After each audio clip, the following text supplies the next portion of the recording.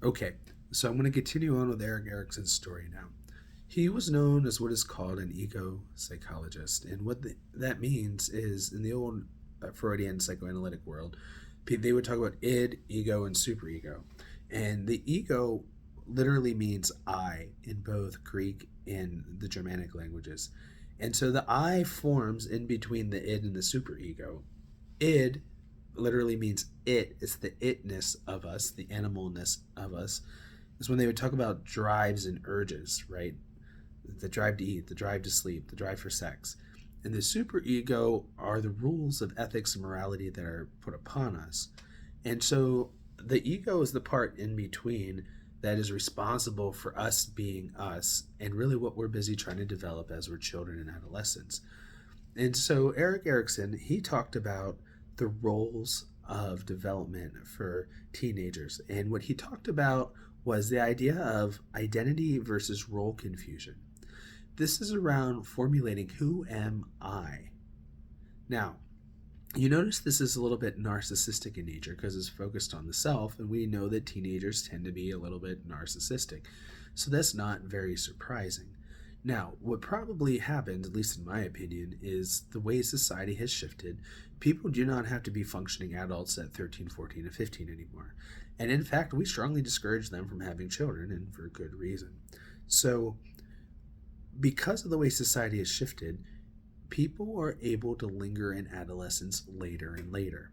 Now, we also know that our brain development, women's brain development typically ends at around 25, and boys' brains get done cooking around 28.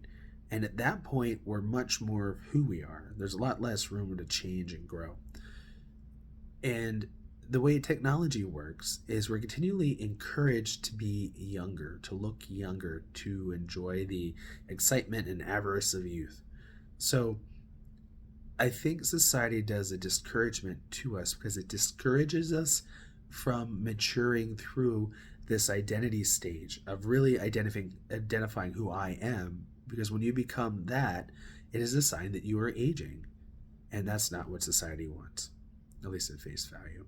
Okay, so we get through adolescence. And then what comes next? The next struggle after that is about finding love. It's about intimacy versus isolation.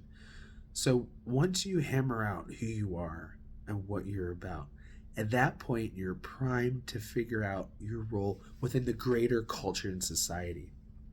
So if you're watching this and you're in your late 20s through mid 40s, you're probably dealing with some of this right now.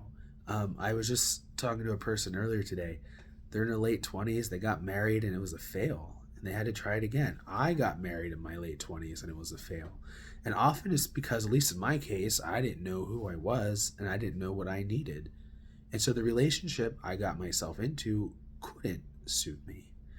And it was an issue because I felt alone. I felt isolated. And so if the work you're supposed to do as a mature adult is to get connected, it's going to be really quite difficult. So that being said, if you're struggling with really trying to find yourself and find out where you connect with everyone, have a little bit of grace because it's really what you're supposed to be struggling with.